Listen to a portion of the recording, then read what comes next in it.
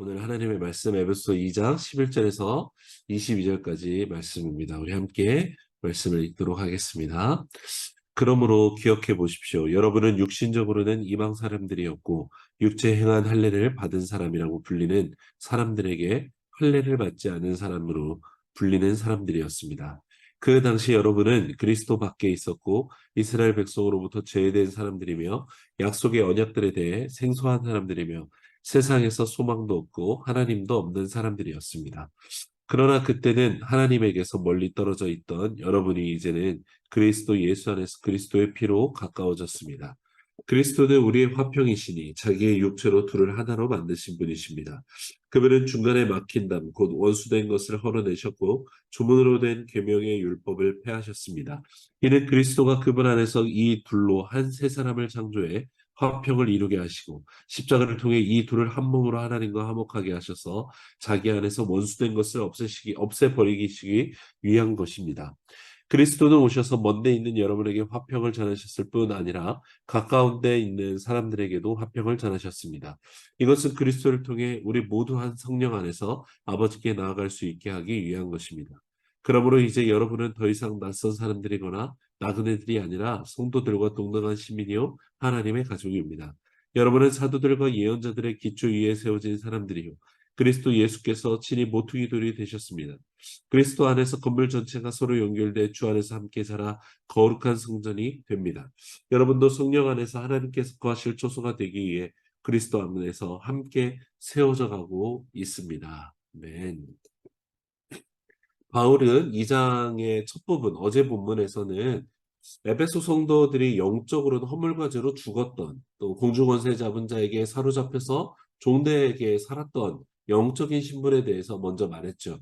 오늘 본문에서는 혈통적으로 또 민족적으로 에베소 성도들이 어떤 위치에 있었는지에 대해서 말하고 있습니다. 11절 말씀인데요. 여러분은 육신적으로 이방 사람들이었고 육체 행한 할례를 받은 사람이라고 불리는 사람들에게 할례를 받지 않은 사람으로 불리는 사람들이었다라고 말하죠. 소아시아 지역의 이 주요한 항구 도시였던 에베소 그리고 그 주변 지역에서 예수님을 믿고 있던 이 에베소 교회의 성도들은 당연히도 이방인들이 주로 구성된 교회였을 것입니다. 그리고 유대인 디아스포라들 중에 예수님을 믿어 회심한 유대인들이 섞여져 있는 교회 공동체였을 거예요.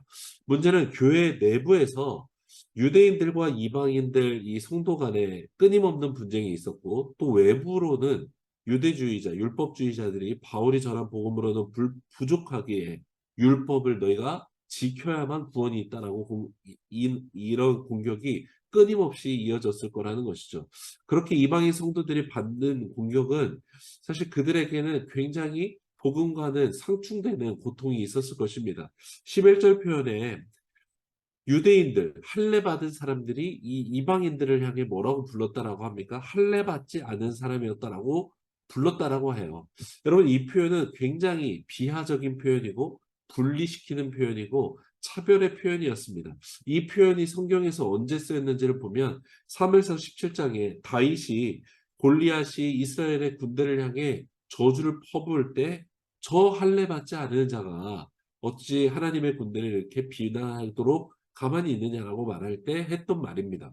오랜 시간을 지나서 사도행전 15장 1절을 보면요. 바울과 바나바가 이 복음을 전하는 곳들마다 따라다니면서 율법을 전파했던 사람들이 똑같이 그 성도들을 향해서 모세의 법대로 할례를 받지 않으면 능히 구원을 받지 못한다라고 말했던 것과 똑같습니다. 곧 유대인들에게는 몸에 행한 할례를 통해서 그들이 하나님의 민족이 되고 하나님의 나라가 되어서 복을 받는다는 절대적인 증거였던 것이고 할례는 곧 그들의 민족 정체성이었던 것입니다. 그래서 율법을 따르는 유대인들은 몸에 행한 할례로 모든 것을 판단한 것이죠. 할례가 이 절대선에 대한 기준인 거예요. 하나님의 나라와 하나님 나라의 시민과 이방의 저주받을 자들을 가르는 기준이 할례였고 선과 악의 기준이 할례였고 거룩함의 기준이 할례라고 여긴 것입니다. 이런 유대인들을 만난 이 이방인 성도들의 마음은 어땠을까요? 굉장히 고통스러웠을 것입니다. 도대체 나를 사랑하사 나를 위해 죽으신 예수님을 믿어서 교회를 왔는데 먼저 믿었다라고 여겨지고 이 말씀을 보존해온 유대인 사람들로부터 오히려 이러한 차별과 할례로 인해서 오히려 차별과 멸시를 당하는 형편이었기 때문입니다. 이걸 말하는 것이 12절이죠. 그 당시 여러분은 그리스도 밖에 있었고 이스라엘 백성으로부터 제외된 사람들이며 약속의 언약들에 대한 생소한 사람들이며 세상에서 소망도 없고 하나님도 없는 사람들이었다라고 말해요. 원래 믿지 않았을 때는 그런 사람들이었는데 에베소 사람들은 대부분 정말 소망이 없이 살았죠. 영적으로도 죽었고 혈통적으로도 약속받은 것 하나도 없었고 현실적으로도 에베소라는 이 부가 모이는 곳에 일하러 온 이방인에 불과하고 나그네 인생에 불과한 불안한 인생을 이어가고 있는 사람들이었던 것입니다. 그러나 이 불안했고 죽었던 인생을 살리셨고 당신의 언약에 포함시켜 주신 분이 계시는데 그게 바로 예수님이시라는 것이죠. 13절에 그러나 그때는 하나님에게서 멀리 떨어져 버려 있던 여러분이 이제는 그리스도 예수 안에서 그리스도의 피로 가까워졌다라고 말해요. 할례가 아니라 예수님의 보혈의 피로 그 언약을 맺어 주신 분. 상관없던 나를 자녀로 받아주시고 죽었던 나를 살려주시고 함께 일으키사 함께 하늘로 올려주신 분. 그분이 곧 예수 그리스도라는 것입니다. 율법으로 할례를 받지 않은 자요. 혈통적으로는 이방인이요. 또 저주받은 자에 불과했던 인생을 예수님이 그 안으로 당신의 피로 받아주셨다라는 것이죠. 여러분 이 사도 바울은 차별받고 멸시받던 성도들을 향해 말해요. 더 이상 당신들은 하나님의 약속에 상관없고 제외됐고 생소했던 백성이 아니라 이제는 약속의 당사자요. 예수님께서 피 흘려 죽으심으로 하나님의 백성이 되었다라고 말합니다. 바울은 이 모든 이야기를 함에 있어서 인상적인 것은 유대인들을 향해 그들을 비난하고 그들을 뭐라고 하고 있지 않습니다.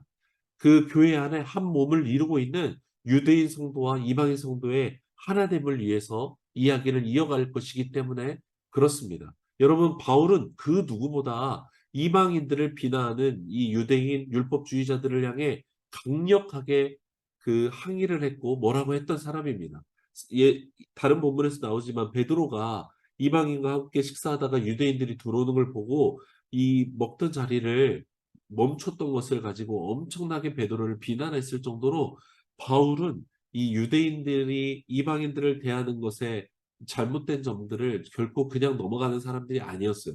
그럼에도 불구하고 오늘 이방인 형제들에게 유대인들과의 연합을 말하기 위해서 이 바울은 이 논제 자체를 부정적으로 이끌어 가고 있지 않다는 것이죠. 바울이 더 한 걸음 나아가기 원하는 것은 무엇입니까? 예수님은 단순히 그냥 이방인들 중에 더 많은 사람에게 복 주려고 이것들을 행하신 것이 아니라 이제 14절 18절까지 예수님께서 죽으신 그래서 그것이 가지고 있는 그 함의와 강의에 대해서 설명하고 있습니다. 두 가지 단어가 24절 18절 사이에 반복돼서 나타나고 있는데요. 이것이 바로 바울이 말하고자 하는 예수님께서 우리를 위해 죽으시고 이루시고자 했던 것인 것을 알 수 있어요. 그 두 가지가 화평과 하나됨인데요. 첫 번째로 예수님은 화평이시다라고 말하고 있어요. 14, 15, 17절에 네 번에 걸쳐서 예수님은 화평이시다라고 말해요. 여러분 예수님이 화평이시다라는 것은 두 가지 의미를 가지고 있어요. 먼저 우리는 죄로 인해서 하나님과 원수되었던 것을 예수님께서 피 흘려 죽으심으로 말미암아 하나님과 나의 사이에 원수된 것을 화평케 하신 구원을 의미합니다. 본질상 진노의 자식으로 원수되어서 죽어야 마땅했던 인간과 하나님의 사이를 하나님의 진노하심으로부터 예수님의 피로 우리의 죄를 가리사 의롭게 하심으로 말미암아 하나님의 자녀가 되게 하신 화평의 은혜를 베푸셨다는 것이죠. 두 번째는 오늘 바울이 말하고자 하는 것은 무엇입니까? 화평케 하는 이 은혜는 하나님과 나 사이에만 화평케 하신 것이 아니라 같이 믿고 있는 형제 자매들 사이에 사람들 간에도 화평을 이루었다라는 것을 말씀합니다. 여러분 이 바울이 말하는 예수님의 화평은 하나님을 사랑하고 내 이웃을 내 몸과 같이 사랑하라고 말씀하신 이 계명과 괴를 같이 하고 있는 것이죠. 바울이 말하는 사람 간의 화평은 무엇이었습니까? 오늘 본문의 유대인들과 이방인 간에 할례로 대표되는 율법으로 막혔던 담을 예수님이 다 허물어 버리셨다는 것입니다. 유대인들은 율법의 담을 선과 악의 기준으로 여겼고 율법 안에 있으면 선인이 되고 율법 밖의 사람들은 악인으로 저주를 받아 죽을 인생이라고 여겼어요. 여러분 아수르가 북이스라엘을 멸망시킬 때 보니까 이스라엘 사람들이 이 혈통을 따라 선민 사상이 엄청나게 강하고 이게 민족 정체성이라는 것을 알고서는 이스라엘을 완전히 망하게 하려고 어떤 정책을 씁니까? 수도였던 사마리아에 온 지방의 이방인들을 다 들여보내서 강제로 다 혼혈 가족을 만들어 버립니다. 그렇게 이스라엘 민족의 정체성을 다 틀어버리려고 했던 것입니다. 그래서 예수님 당시 유대인들은 사마리아 사람들과 아예 대면도 하지 않을 정도 그들을 저주했던 거예요. 유대인들의 율법에 따르면 이방인과 하나 된 그들은 하나님의 백성이 될 수 없다라고 생각했기 때문입니다. 그런데 이 율법을 주신 예수님께서 어떻게 하셨다라고 말씀합니까? 15절에 이 조문으로 주신 율법을 폐하셨다라고 말해요. 옛 언약을 주님이 폐하시고 새 언약을 주셨다라는 것입니다. 예수님께서 민족과 혈통을 가르고 있던 율법의 담을 헐어버리셨어요. 더 이상 나는 선하고 너는 악하다 말하는 원수된 것의 기준을 다 없애버리신 거예요. 이제는 더 이상 율법 조문을 따르는 하나님의 백성이 아니라 믿음을 따라 이삭의 자손이 되고 아브라함의 자손을 인정받는 은혜를 열어주셨다라는 것이죠. 여러분 현대 많은 교회들이 빠졌던 오류가 무엇입니까? 멋지고 거룩해 보이는 건물을 짓고 이 교회 안에 와야 너가 구원받습니다. 교회에 와야 복받습니다. 라고만 말했던 거예요. 율법의 기준과 같이 건물로서 교회가 마치 율법에 또 막힌 담을 만들고 세상과 단절되어져서 세상은 악한 곳이고 저기는 멸망하는 곳이고 교회 안에 들어야만 복음이 있다. 여기에만 구원이 있다라고 말했던 것입니다. 맞는 말 같지만 사실 이 맞는 말 같은 것 속에 껍데기만 남고 형식만 남았던 오류를 사실 많은 교회들이 범했죠.